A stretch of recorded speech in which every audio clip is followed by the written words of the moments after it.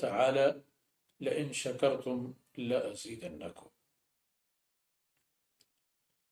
گرامی قدر حاضرین، بھائیوں، بہنوں اور بچوں، اللہ رب العزت دراصل تمام نعمتوں کی اور تمام وجود جو ہم سب کے لیے ایک موجود مخلوق کی حیثیت سے دنیا کی سینے پر موجود ہیں، اللہ رب العزت کی نعمتیں ہیں۔ یہ سب ہم بذات خود اپنے لیے اور اللہ رب العزت کی جتنے بھی اور وسائل ہمارے پاس ہیں وہ بھی ہمارے لیے یہ اللہ کی مہربانیاں اور نعمتیں ہیں۔ اور نعمت دراصل اس بیش بہا چیز کو کہی جاتی ہے جو در حقیقت آسانی کے ساتھ کسی کو دستیاب نہ ہو، لیکن فراوانی کے ساتھ اچانک اسے ملے، یہ نعمت ہے۔ مثلا آنکھیں دیکھیں، آسانی کے ساتھ تو نہیں ملتی، لیکن عموماً جب انسان پیدا ہوتا ہے تو اس کی آنکھیں ساتھ ہیں، یہ نعمت قرار پا گئی۔ زبان ہے، بظاہر تو ایک عمومی چیز ہے، اور بشریت کی اکثریت کو دیکھیں، آپ انہیں بولتے اور کہتے دیکھ لیتے ہیں، اور بطور نمونے چند ایک ایسے افراد بھی میرے اور آپ کے سامنے آتے ہیں جو قوت گویائی سے محروم ہیں، تو گویا کہ زبان ایک عام چیز ہو کر بھی ایک خاص چیز بن گئی، ہو گئی نعمت۔ اللہ رب العزت کی نعمتیں دراصل انسان کے معرض وجود میں آنے کے بعد دیکھے جاتے ہیں، چونکہ انسان بذات خود تو خیر اللہ رب العزت کے شاہکار قدرت کے ایک اعلیٰ نمونہ ہے، لیکن اس کے آس پاس اور اطراف و جوانب میں اس کے لیے کیا کچھ ہو رہا ہے اور کیا کیا خدمات سر انجام دیے جا رہے ہیں، اور کیا حقیقت ہے اس وجود اور موجودیت کا جو انسان کے لیے ہے اور جو انسان کے اطراف اور ماحول کے لیے ہے، اور ان وسائل کا جو انسان کے دسترس میں ہیں اور جن کو انسان استعمال کرتا ہے، ان کی تعین کی جائے۔ پھر اللہ رب العزت کا ایک چیلنج سامنے آتا ہے،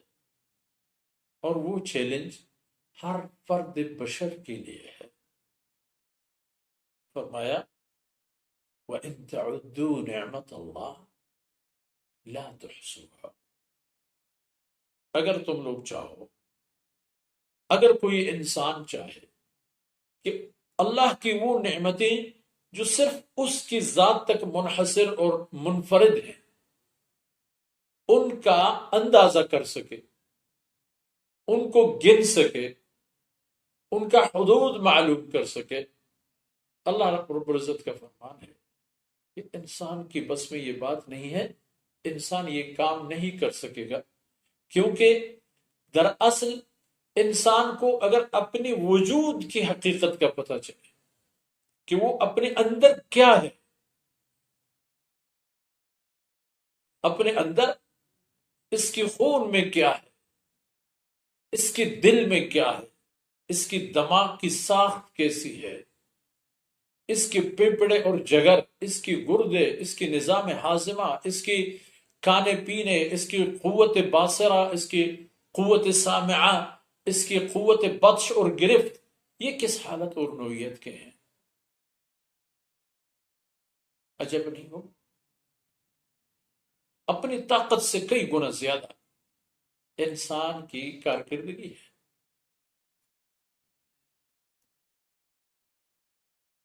یہ سب اللہ رب العزت کی نعمتیں ہیں، اور اللہ رب العزت انسان کو جو نعمت دے دیتا ہے ان کی تقسیم اگر کی جائے تو ان کی پھر پہچان میں آسانی ہوتی ہے۔ فرض کیجئے نعمتیں ہیں مال کی صورت پر ہمارے پاس، انواع و اقسام کی چیزیں، نقد، میراث، مال مویشی، سونا چاندی، یہ ساری چیزیں، یہ مال قرار پا اللہ کی نعمت۔ اللہ رب العزت نے عقل اور شعور دے دی۔ اللہ رب العزت نے اقتدار اور اختیارات سے نوازا۔ ایک مال کی نعمت، صلاحیتوں کی نعمت جو انسان کے وجود کے اندر ہیں، اور اختیارات کی نعمت۔ اب ہر ایک نعمت سے اللہ رب العزت بندے خاکی سے شکرانہ یا شکریہ کا طلبگار ہے، اور شکریہ بھی اللہ رب العزت کا ادا کریں، اور شکریہ ادا کرنے کی قیمت بھی وصول کریں۔ اللہ رب العزت مجھے اور آپ کو اپنی نعمتوں کے شکر گزار ہونے کا حکم اس لیے نہیں دیتے کہ میں نے تمہیں یہ نعمتیں دی ہیں، اس لیے حق یہی ہے کہ میرے لیے سجدہ کر لو، سرنگون ہو جاؤ، منہ کو تالا لگا دو، ہر قسم کی باتیں مت کہا کرو، ہر جگہ مت دیکھا کرو، ہر چیز مت سنا کرو، کیونکہ میں نے ساری نعمتیں دی ہیں۔ اس کے لیے نہیں ہے شکر، اس کے لیے بھی نہیں ہے۔ شکر کے لیے فرمایا کہ اور دے دوں گا، اس کی قیمت اور ملے گی، یہ جو آپ کو سرمایہ مل گیا ہے وہ آپ کے، ان سے مزید کماؤ۔ مال دے دی اللہ رب العزت نے، اس کا شکریہ ہے سخاوت۔ سخاوت پر یہی ہے کہ اللہ کے مال کو اللہ کو دے دو اور اللہ سے ڈبل سودا کرو۔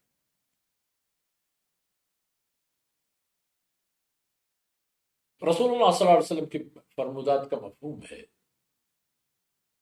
کہ سوال پیدا نہیں ہوتا کہ کوئی انسان اللہ کے راستے میں مال خرچ کرے اور اس کی مال میں کمی آ جائے، یہ ناممکنات میں سے۔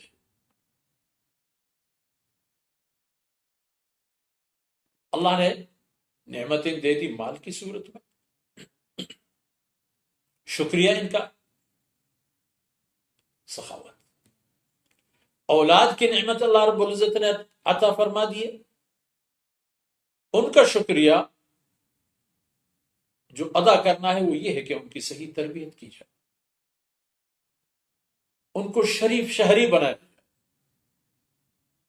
ان کو اللہ رب العزت کی عبادت گزار انسان بنایا جائے، ان کی یہ تربیت ہو کہ وہ آپ کو بھی پہچان لیں اور اپنے رب کو بھی پہچان لیں۔ مال اور اولاد، انما اموالکم و اولادکم فتنہ، یہی دو چیزیں انسان کے لیے سب سے بڑے آزمائش، مال اور اولاد۔ لیکن یاد رکھیے واللہ عندہ اجر عظیم، جو سب سے بڑا اجر ہے، معاوضہ اور بدلہ ہے، آپ کے اعمال کی قیمت ہے، وہ تو اللہ کے پاس ہے، اور ہے بہت بڑی چیز، شاندار قسم کی چیز۔ سخاوت یہ ہے کہ مال کی جہاں خرچ کرنے کی جگہ ہے وہیں پر اسے خرچ کر، والدین پر، اولاد پر، خاندان پر، اپنے خونی رشتوں اور ناتوں پر لگا دو، خرچ کر دو۔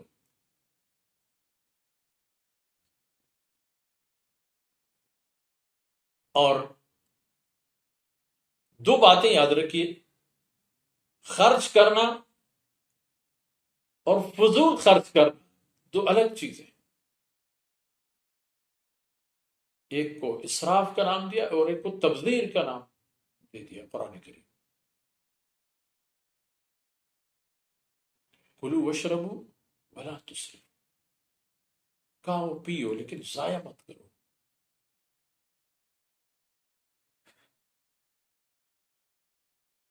اب چاہے اسراف کی کوئی بھی قسم ہو،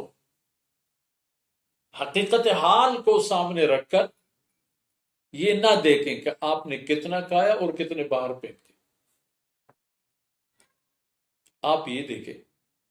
کہ آپ نے کتنا کھلایا۔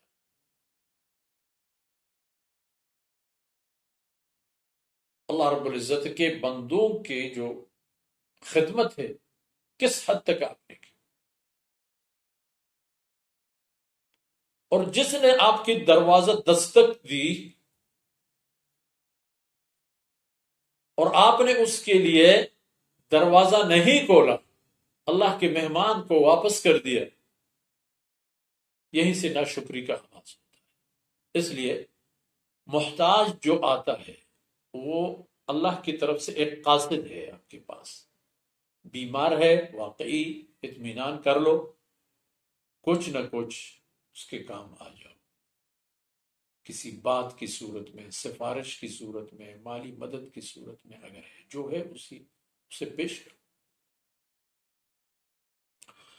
اور اولاد کو جس طرح میں نے عرض کیا، ان کا اللہ رب العزت کے شکر گزار ہونا یہ ہے کہ ان کی تربیت ایسی کر لو کہ جو ہی سن شعور پر پہنچ جائیں تو اللہ رب العزت کے احکامات پر چلنے میں کوئی دقت نہ ہو، انہیں خوشی ہو کہ وہ اللہ کے سامنے سجدہ گزار لوگ ہیں، حلال کھانے والے لوگ ہیں، حلال محنت کرنے والے لوگ ہیں، اللہ کے بندوں کے حقوق کی رعایت کرنے والے لوگ ہیں، اور استعدادات اللہ نے عطا فرما دیے، اپنی صلاحیتوں کو تعمیر انسانیت میں استعمال کریں۔ استعداد علمی صورت ہے، استعداد کسی فن جاننے کی صورت میں ہے، اسی کو خرچ کرو، اسی کو اللہ کے بندوں کے مفاد میں خرچ کر لے، استعمال کر۔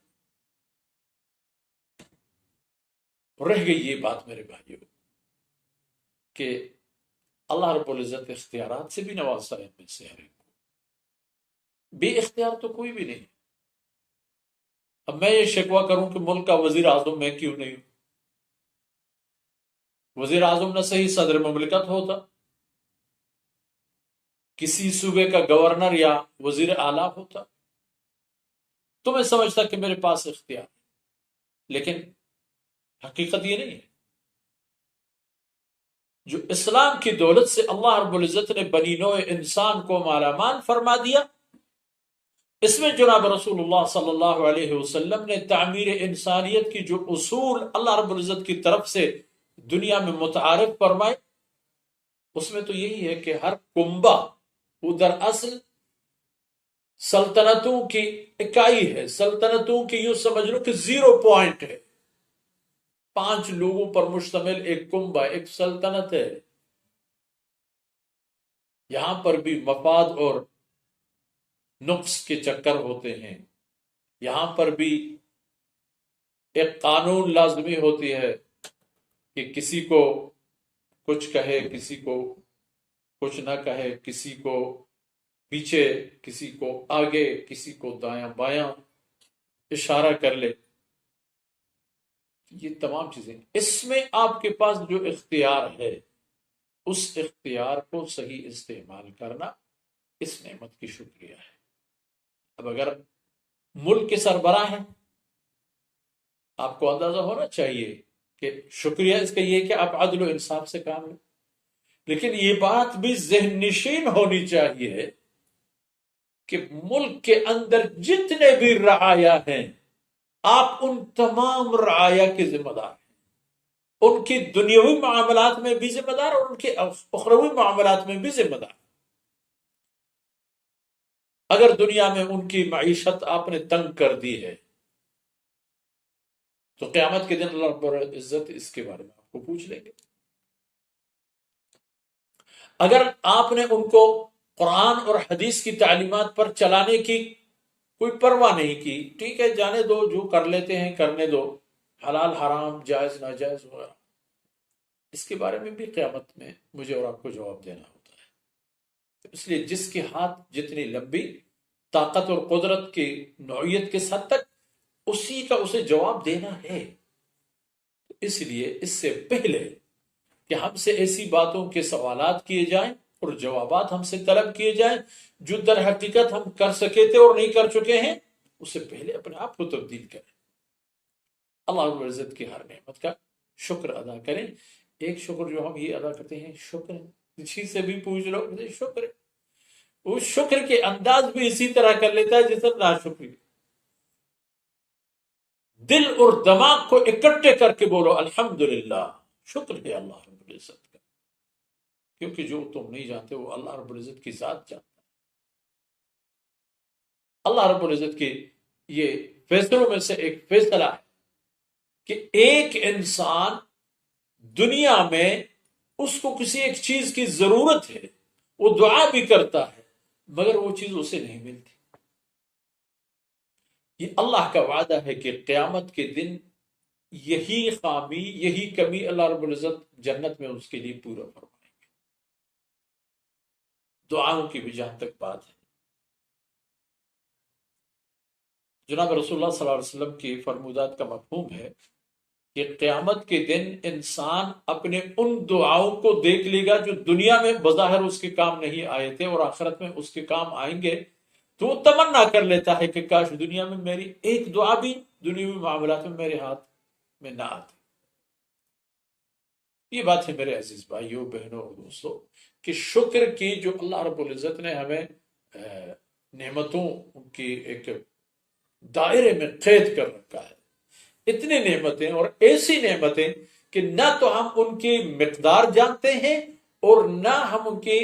حساب ادا کرنے کے قابل ہیں۔ ان میں سے ایک نعمت بھی اگر اس کی شکریہ کے لیے آپ پوری زندگی اللہ اللہ کہا کریں تو ایک نعمت بھی پوری نہیں ہوگا، وہی سانس کا آنا جانا، زندگی کا بقا۔ صرف اسی ایک کے لیے پوری عمر ہم اللہ کی تسبیح و تحلیل کریں، تسبیح و تحلیل میں پورے نہیں ہوتے، یہ بھی یعنی کم پڑ جائے۔ اور اللہ رب العزت کتنے آسانی سے راضی ہوتے ہیں، بس اللہ نے جو دے دیا اسے غلط استعمال مت کرنا، یہ اللہ کی نعمتوں کا شکر ہے۔ مال کو، جان کو، صلاحیت کو، اولاد کو، اختیارات کو غلط استعمال نہ کرے۔ جہاں اللہ ناراض ہوتا ہے ان کے استعمال کرنے سے، وہاں انہیں استعمال نہ کریں اور اللہ کے بندوں کے مفاد کا خیال رکھیں، ان کے لیے خدمت کا جذبہ رکھیں۔ یہ ہے اللہ کی نعمتوں کا شکر۔ اللہ رب العزت ہمیں اپنی نعمتوں کا شکر گزار بنائے۔ وصلی اللہ علی نبینا محمد وعلی آلہ وصحبہ۔